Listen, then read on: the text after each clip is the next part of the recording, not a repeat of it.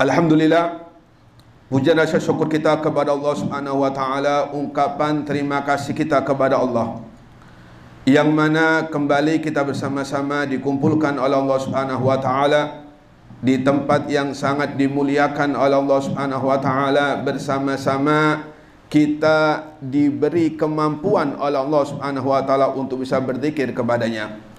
Kita memohon kepada Allah Subhanahu wa taala, kita meminta kepada Allah dengan berkat kemuliaan Kanjeng Nabi Muhammad sallallahu alaihi wasallam dan dengan berkat kemuliaan para habaib, utamanya Al-Habib Abdullah Al-Haddad, dan dengan berkat kemuliaan Al-Habib Hashim bin Musayyab bin Yahya Tunggang Parangan, dan dengan berkat kemuliaan Syekh Muhammad Arsad bin Abdullah Al-Banjari, dan dengan berkat bacaan Ratibul Haddad kita di malam hari ini, dan dengan berkat kemuliaan hadirin, mudah-mudahan Allah Subhanahu wa taala mempertemukan kita dengan Kanjeng Nabi Muhammad sallallahu alaihi wasallam sebelum roh kita diambil oleh Allah Subhanahu wa taala.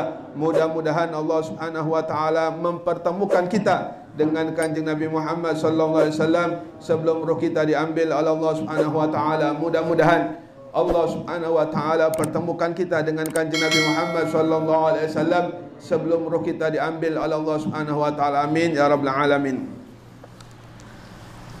Kita membahas tentang bab 3 ya, dibuka bab 3 halaman 6, lanjutan minggu kemarin.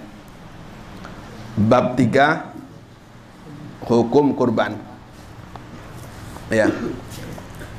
Om Ased Ibnu Madah. Sana. Ya. Bab 3 halaman 6. Udah ketemu? Udah ketemu? Jadi ini insya Allah kita khatamkan ya. Jadi ini insya Allah kita khatamkan sampai khatam. Kemudian habis itu saya ijazahkan ya. Kita buka bab 3 hukum kurban. Di dalam kitab Fathul Qorib ya, ini kitab Fathul Qorib namanya ya. Jadi cuma nggak ada keterangan sini. Wal udhiyatu sunnatun muakkadatun alal kifayah. Fa idza ata biha wahidun min ahlil baiti kafa'an jami'ihim. Nah, itu bunyi kitab di dalam kitab Fathul Qorib. Sekarang artinya, al-udhiyah hukumnya adalah sunnah kifayah muakkadah. Jadi berkurban ini hukumnya sunnah muakkadah alal kifayah. Ya, perlu kita ketahui. Jadi sunnah ini ada dua macam. Ada alal kifayah, ada alal ainiyah. Jumhur ulama sepakat bahwasanya berkurban itu sunnah muakkadah alal kifayah. Nah, ini kitabnya kayak gitu di Fathul Qorib. Nah, harus kita pahami. Ya. Sunnah kifayah muakkadah. Sehingga ketika salah satu dari penghuni suatu rumah telah ada yang melaksanakannya, maka sunnah mencukupi dari semuanya. Sudah mencukupi dari semuanya. Satu keluarga, katakan Pak Longkek. Pak Longkek mewakili dari keluarganya berkorban satu kambing atau ikut urunan. Maka gugurlah kesunahan keluarganya. Sudah gugur dengan Pak Longkek ikut berkurban. Ini namanya sunnah muakkadah alal kifayah. Ya, harus kita pahami. Sunnah muakkadah alal kifayah atau sunnah kifayah muakkadah. Berdasarkan redaksi di atas. Ya, ini sarahnya ini atau penjelasannya. Di atasnya kitab, di belakangnya sarahnya. Berdasarkan redaksi di atas, mayoritas ulama Syafi'iyah, khususnya dan ulama di luar mazhab Syafi'i, berpendapat bahwa hukum asal dalam menunaikan ibadah kurban adalah sunnah kifayah yang muakkadah. Sunnah yang sangat dianjurkan untuk dikerjakan. Jadi, jumhur ulama, baik itu Imam Syafi'i, Imam Hanafi, Imam Ahmad Hambali, sepakat bahwasanya berkurban hukumnya sunnah alal kifayah muakkadah.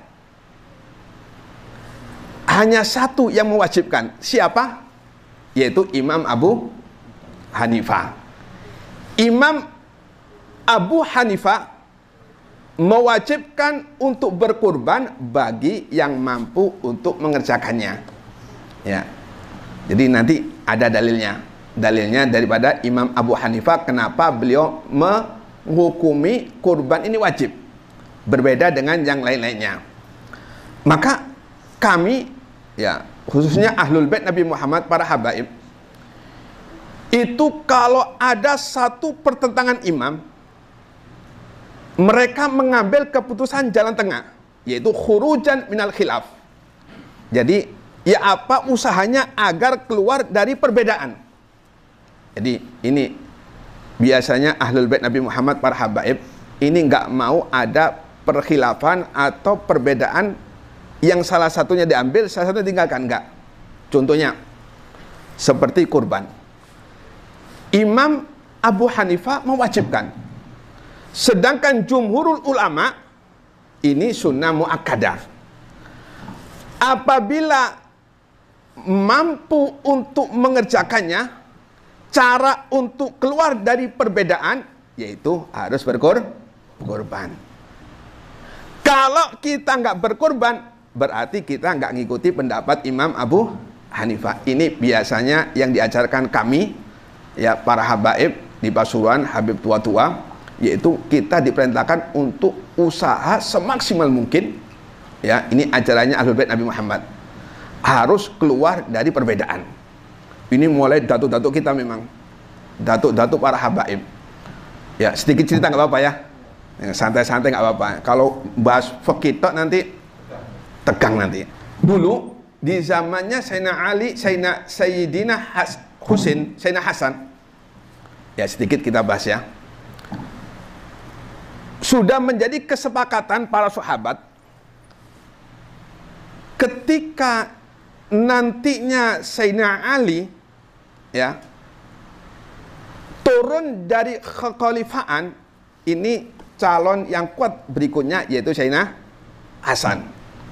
Di sini kemudian ada pertentangan. Ketika Sayyidina Hasan menjabat berapa bulan, ada pertentangan luar biasa. Jadi dua kubu. Ya, otomatis namanya dua kubu itu, satu menjelekan kubu satunya, satunya menjelekan satunya. Ikut kubu A. Maka kubu A ini menjelekan kubu B. Ikut kubu B, maka kubu B ini menjelekan kubu A. Ini sudah sunnatullah mulai zaman Nabi Adam sampai yang mulai kiamat, nggak bisa. Nggak bisa terlepas. Ini sifat manusia, egonya susah untuk dikendalikan. Maka hati-hati, sebab kita ini bakal dipertanyakan Allah Subhanahu wa Ta'ala. Jadi kelak di yaumil qiyamah tidak bakal seseorang akan selamat illa biqalbin salim, kecuali hati-hati yang selamat. Inilah pandangan Allah Subhanahu wa Ta'ala. Innallaha la yanzuru ila suwarikum wala ila ajsamikum walakinnallaha yanzuru ila qulubikum. Hati kita, ya, hati kita yang dipandang oleh Allah Subhanahu wa Ta'ala. Maka kata Nabi, inna abdala ummati la yanaluna bikasrati shalah wala bikasrati siyam walakin yanaluhu bisakhawati nufus wa salamati sudur, au kama qala Nabi Muhammad. Mereka para wali-wali Allah Subhanahu wa Ta'ala diangkat derajatnya oleh Allah Subhanahu wa Ta'ala bukan karena banyak amal ibadahnya. Fudail bin Iyad, seorang perampok,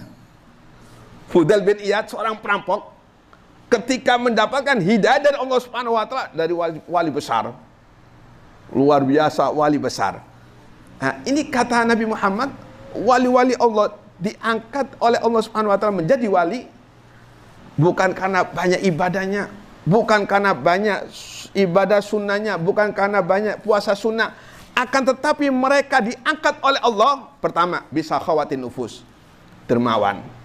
Ini dermawan, ini sifatnya Allah Subhanahu wa Ta'ala. Nggak ada yang mampu untuk mengalahkan orang dermawan.